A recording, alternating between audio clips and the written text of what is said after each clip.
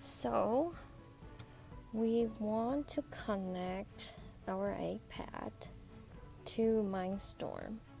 So how we do that is to, on the right top corner, you can see this. So it tells you it's not been connected.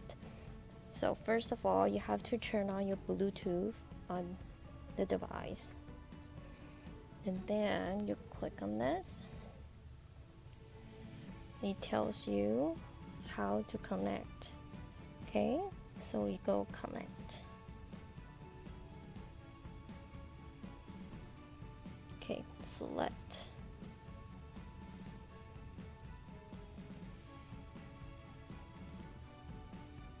Now we have changed. It's been connected. So when I run a program like this, my Mindstrom would move. I think let's try this way. It will work a little better. Okay, so once I click on start,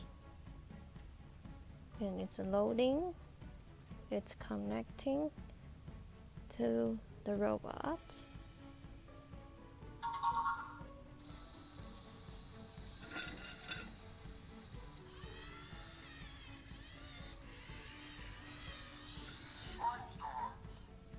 Okay, that's how you connect the iPad with the robot.